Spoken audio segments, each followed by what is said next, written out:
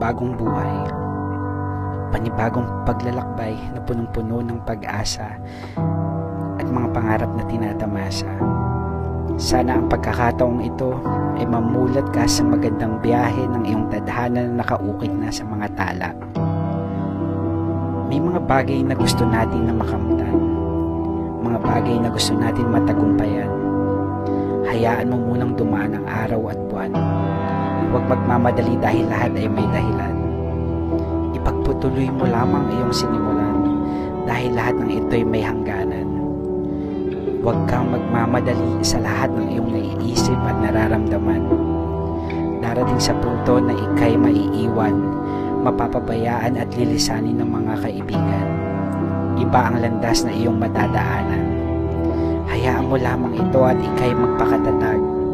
Huwag na huwag mong ikukumpara ang iyong sarili sa iba mong nakikita at nararanasan, sapagkat ika'y may sarili ng patutunguhan na ang lumikha lamang ang siyang gumawa ng iyong kapalaran.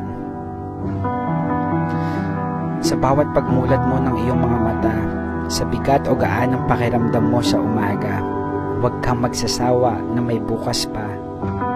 May bukas pa na maaari mong maituwid ang bawat pagkakamali na gawin itong tama.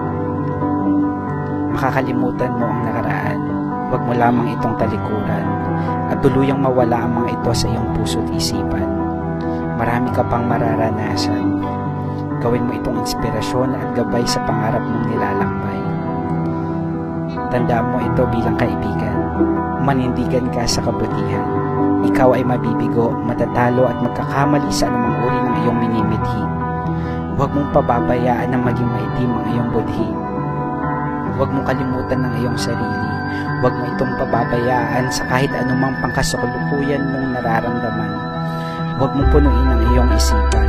Huwag mong pigilan ang kasiyahan na bumabalot sa iyong puso't isipan. Umakyat ka ng bundok, kahit gaano man ito katarik at kung saan ka man masuksok. Lumipad ka habang ikaw ay dala ng hangin sa amang lupalop kadalhin. Sumisid ka sa ilalim ng dagat hanggang makita mo ang sayo'y nararapat. Magmahal ka sa abot ng iyong makakaya. Balutin mo ang iyong sarili ng saya. Pilitin mong palakasin ang iyong sarili. Kahit alam mong mahirap, ay kailangan mong lumaban at sumabay sa agos ng buhay na kailangan mong makamtan. Huwag kang matakot. Kahit alam mong mahirap, lumaban ka at huwag bibitaw.